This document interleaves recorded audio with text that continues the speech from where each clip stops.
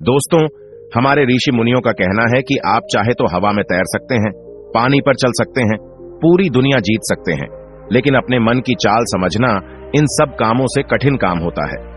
आपने कभी ख्याल किया होगा कि आप जो काम करना चाहते हैं, आपका मन उससे उल्टा काम करता है। उदाहरण के लिए, अगर आप सिगरेट पीना छोड़ना चाहते हैं, आप खुद से दृढ़ निश्चय भी लेते हैं, लेकिन कुछ ही समय बाद आपका मन आपको खींचकर वापस उसी सिगरेट के पास लाकर खड़ा कर देता है। और ये बात सिर्फ सिगरेट पर लागू नहीं होती। हमारे जीवन में, हम सबके जीवन में बहुत सारे ऐसे काम होते हैं, ऐसी आदतें होती हैं जिन्हें हम छोड़ना चाहते हैं, लेकिन हम चाहकर भी उन आदतों को छोड़ नहीं पाते हैं। लेकिन अगर हम प्रयास करके अपने मन के दृष्टा बन जाते हैं, उसके साक्षी बन जाते हैं, तो हम अपने मन की चाल को पकड़ सकते हैं। और अगर एक बार हमें अपने मन की चाल पकड़ में आ जाए, तो फिर हम कोई भी आदत छोड़ सकते हैं, या फिर इसके उलट कोई भी आदत अपना सकते हैं, जैसे कि ब्रह्म मुहूर्त में उठने की, या फिर कोई भी ऐसा काम जिसे करने में हमें आलस से आता है, क्योंकि हमारी आदतों के पीछे मूलभूत बिंदु हमारा मन ही होता है, और हम उसे ही नजरअंदाज करके चलते रहते हैं, और बाद में पछताने के सिवाय हमारे पास कोई चारा नहीं बचता। आज की जो बौद्ध कहानी मैं आपको सुनाने जा रहा हूं, उसमें आपको कुछ ऐसे तरीके पता चलेंगे जिससे कि आप अपने मन की चाल को भली भांति पकड़ सकते हैं, उसको जान सकते हैं, उसका निरीक्षण कर सकते हैं, और उसके बाद अपनी आदतों में बदलाव कर सकते हैं। एक बार एक शिष्य एक गुरु के आश्रम में शिक्षा ग्रहण करने के लिए आया हुआ था। वो शिष्य अपने गुरु की बात कम सुनता था, लेकिन अपनी बात बताने में वो बहुत उत्सुक रहता था। एक दिन गुरु ध्यान पर चर्चा कर रहे थे। ध्यान किस प्रकार किया जाता है और ध्यान का क्या महत्व होता है, इसी पर चर्चा चल रही थी। आश्रम के सभी शिष्य मौन होकर अपने गुरु की बातों को सुन रहे थे। गुरु उनको समझा रहे थे कि आप किसी भी प्रकार का ध्यान करते हो, लेकिन ध्यान की गहराइयों में जाने के लिए आपको अपने मन के अंदर प्रेम जागृत करना होगा। ध्यान करते समय आपको निरंतर अपने मन का निरीक्षण करना होगा कि आपके मन के अंदर किस प्रकार के विचार आते हैं। गुरु अपनी बात पूरी कर पाते, इससे पहले ही वो वाचाल शिष्य बीच में ही बोल पड़ा। उसने कहा, गुरुजी, मैं बहुत दिनों से अपने मन का निरीक्षण कर रहा हूं। मैं हर आने जाने वाले विचार को बड़ी गहराई से देखता हूं, समझता हूं, लेकिन उसके बावजूद मेरे मन की आदतों में कुछ बदलाव नहीं आ रहा है। मैं अक्सर सुबह देरी से उठता हूं, और रोज रात को मैं यही सोचकर सोता हूं कि मैं सुबह जल्दी उठूंगा, जल्दी उठकर ध्यान करूंगा, अपने मन का निरीक्षण करूंगा, लेकिन मैं ये कर नहीं पाता हूं। मैंने अपने साथी शिष्यों से भी इस बारे में चर्चा की, लेकिन उनके पास भी इसका कोई जवाब नहीं है। इस आश्रम में कोई एक दूसरे से बात ही नहीं करना चाहता। सब लोग चुपचाप रहते हैं, कोई चर्चा नहीं होती। ऐसे हम अपने मन को कैसे समझ पाएंगे, उसका निरीक्षण कैसे कर पाएंगे? जब तक हम अपने मन के विचारों का, अपने मन की आदतों का एक दूसरे के सामने जिक्र नहीं करेंगे, उसकी चर्चा नहीं करेंगे, उस पर बहस नहीं करेंगे, तब तक हम चुप रहकर अपने मन को कैसे समझ पाएंगे? कृपया करके इन सभी शिष्यों को समझाने की कृपा करें कि कम से कम एक दूसरे से अपने मन की बात साझा तो करें। उनके मन में क्या विचार चलते हैं, ध्यान में उनके अंदर क्या बदलाव आता है, वो क्या महसूस करते हैं। ध्यान करते वक्त कम से कम आश्रम में इन बातों की तो चर्चा होनी चाहिए। गुरु ने उस वाचाल शिष्य से पूछा कि तुम दूसरों के मन की बात क्यों जानना चाहते हो? उससे तुम्हारा क्या फायदा होगा? क्या तुम्हें आत्मनिरीक्षण करने के लिए दूसरे के मन के विचार जानना जरूरी है? उनके मन में क्या चलता है, इससे तुम्हारा क्या फायदा होगा? क्या तुम मुझे इस बात का उत्तर दे सकते हो? वह वाचाल शिष्य ने अपने गुरु से इस प्रकार के उत्तर की अपेक्षा नहीं की थी। उसने सोचा कि बात तो गुरुजी ठीक कह रहे हैं, इससे मेरा क्या फायदा होगा? अगर मैं दूसरे के मन की बात जान भी लूंगा, या फिर दूसरों के सामने अपने मन की बात बता भी दूंगा, तो उससे मेरा क्या फायदा होगा? क्या मैं अपने मन को समझ पाऊंगा? शिष्य अपने ही द्वारा किए गए प्रश्न में उलझ चुका था। उसके पास इसका कोई उत्तर नहीं था, लेकिन फिर भी उसने दूसरे शिष्यों के सामने अपनी बात को ऊंचा दिखाने के लिए गुरुजी से कहा कि गुरुजी, अगर हमें यह पता चल जाएगा कि दूसरे के मन में क्या विचार चलते हैं और उन विचारों का वो ध्यान में जाकर किस प्रकार निरीक्षण करते हैं, तो इससे तो हमें भी ध्यान लगाने में आसानी रहेगी। हम भी अपने ध्यान में उसी प्रकार अपने विचारों का निरीक्षण कर पाएंगे, अपने मन को समझ पाएंगे। क्या आपको नहीं लगता कि गहरा ध्यान लगाने के लिए किन बातों का ध्यान रखा जाए, किस प्रकार अपने मन का निरीक्षण किया जाए? इस बात की चर्चा करने से दूसरे शिष्यों का भी भला हो सकता है। गुरुजी ने उससे पूछा कि मान लो कोई शिष्य गहरा ध्यान लगा पाता है, और अगर वो तुम्हें अपनी मनोदशा बता भी दें कि किस प्रकार वो अपने मन का निरीक्षण करता है, अपने विचारों का निरीक्षण करता है, तो तुम्हें क्या लगता है कि यह जानकर तुम भी गहरे ध्यान में उतर पाओगे? अगर तुम ऐसा सोच रहे हो तो मैं तुम्हें एक बात बता दूं कि तुम अपने ही मन के बनाए हुए जाल में खुद फंस जाओगे। अगर तुम्हें कोई ऐसी प्रक्रिया पता चल गई कि गहरे ध्यान में किस प्रकार प्रवेश किया जाता है, तो तुम्हारा मन उसी प्रक्रिया का अनुसरण करने की कोशिश करेगा।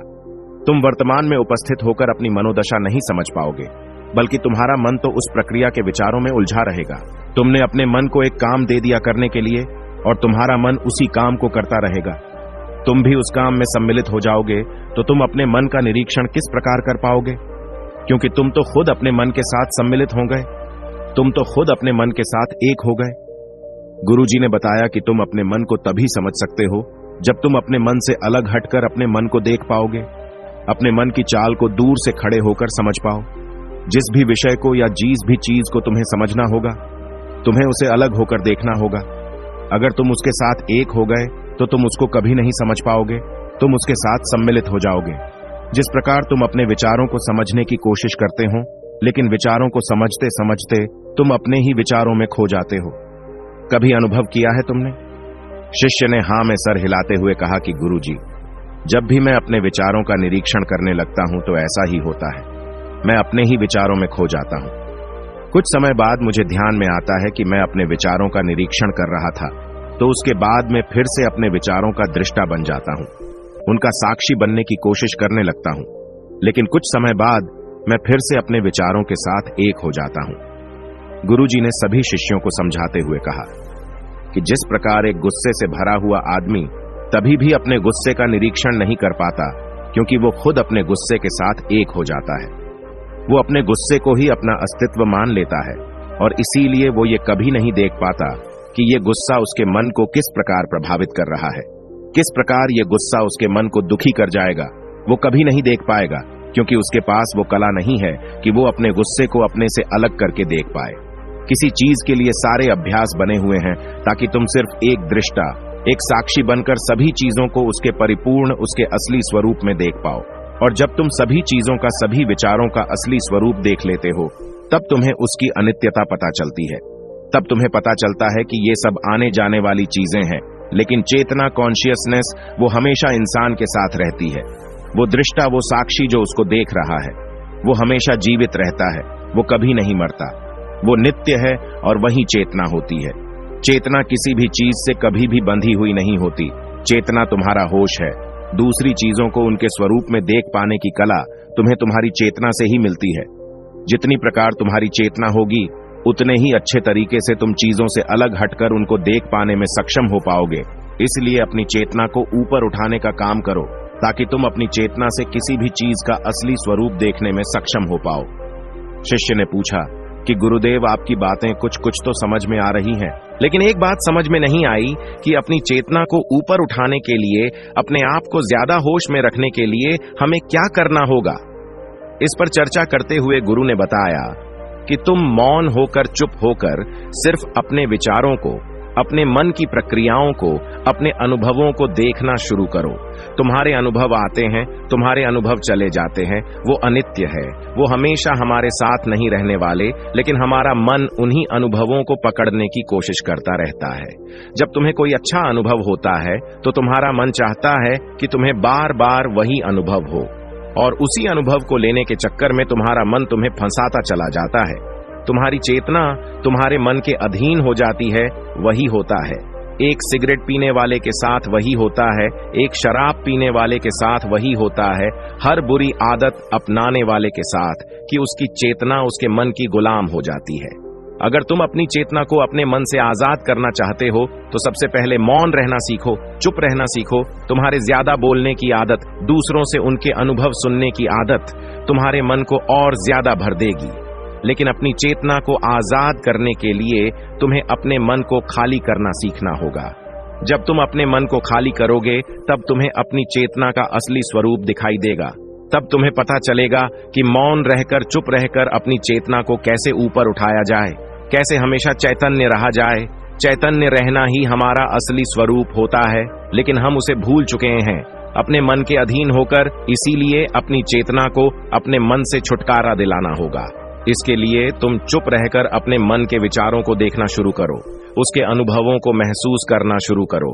जब तुम अपने मन के साक्षी हो जाते हो, अपने मन के दृष्टा हो जाते हो, उसे देखने वाले हो जाते हो, तब तुम्हें पता चलता है कि तुम्हारे मन में एक विचार जाता है तो दूसरा आ जाता है, दूसरा जाता है तो तीसरा जाता है, और इस प्रकार जिस तरह सड़क पर भीड़ चल रही होती है, लोगों का हुजूम चल रहा होता है।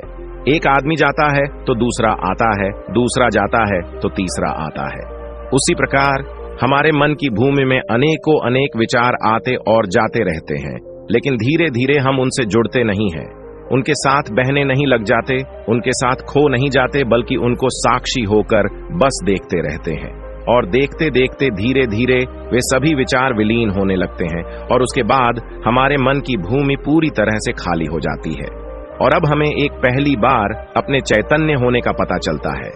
हमें पता चलता है कि हमारी चेतना ही हमारा असली आनंद है, वही हमारा स्वरूप है, और उसके लिए अपने मन की भूमि से खरपतवार हटाने जरूरी होती है। उसके लिए मेहनत नहीं करनी, बस उन विचारों को देखते रहना है। एक विचार जाता है तो दूसरा आता है, दूसरा जाता है तो तीसरा आता है। बस देखते रहो, साक्षी बने रहो, दृष्टा बने रहो, और देखते देखते वो विचार विलीन हो जाते हैं। लेकिन इसके लिए तुम्हें चुप रहकर अभ्यास करना होगा, चुप रहकर अपने विचारों का आत्मनिरीक्षण करना होगा, अपने मन की भावनाओं को समझना होगा। कब तुम्हें गुस्सा आता है, कब तुम्हें खुशी होती है, उसे अलग खड़े होकर देखना होगा। जब भी हमें गुस्सा आता है या खुशी होती है या किसी से घृणा होती है, तो हम उस क्षण उत्तेजित हो जाते हैं, और उत्तेजना की वजह से ही हम उन भावनाओं को अलग होकर देख नहीं पाते हैं। लेकिन अगर हम उत्तेजित ना हो, शांत रहे, शिथिल रहे, तो हम अपने मन की भावनाओं को समझ सकते हैं, उनको जान सकते हैं। और जब हम अपने मन की भावनाओं को जानने लगते हैं, तब हमें पता चलता है कि कोई भी भाव हमेशा नहीं रहता। एक भाव जाता है तो दूसरा चला आता है। खुशी हमेशा नहीं रहती, दुख हमेशा नहीं रहता, गुस्सा हमेशा नहीं आता, गिरना हमेशा नहीं होता है। जब इन बातों को हम समझने लगते हैं तो ये सारे भाव हमारे अंदर से विलीन होने लगते हैं, और सिर्फ एक प्रेम, एक आनंद हमारे अंदर बच जाता है। उसे ही हम परमानंद कहते हैं, और वही हमारा असली स्वरूप होता है। इसीलिए अपने मन की चाल में तुम खुद मत फंस जाना। अपने मन की चाल को दूर खड़े होकर बस देखते रहना, और देखते देखते उस चाल में तुम्हारा मन पूरी तरह से विलीन हो जाएगा। और जब कोई मन नहीं बचेगा, तभी हम हर चीज में अपना मन लगा सकते हैं, हर काम को पूरे ध्यान पूर्व कर सकते हैं। असल में मन का विलीन होना ही ध्यान में प्रवेश होता है।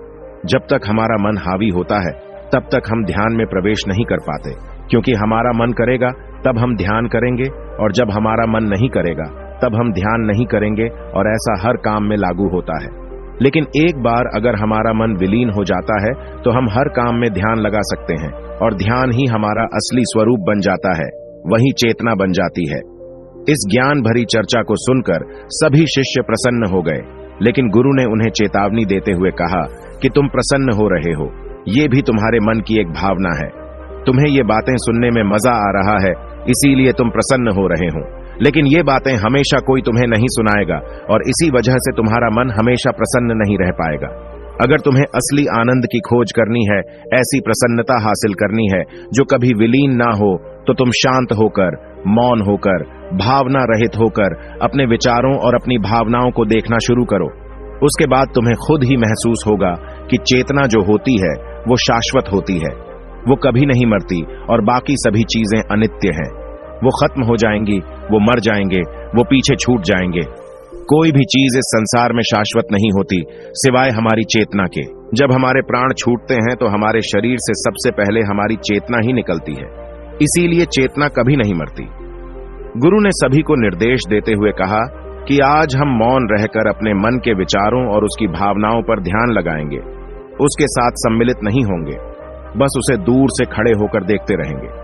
थोड़ा कठिन है, लेकिन अभ्यास करने से तुम इसमें पारंगत हो जाओगे। और इसके बाद गुरु ने सभी को ध्यान लगाने का संकेत किया। तो दोस्तों, कैसी लगी ये कहानी आपको? कमेंट सेक्शन में जरूर बताना।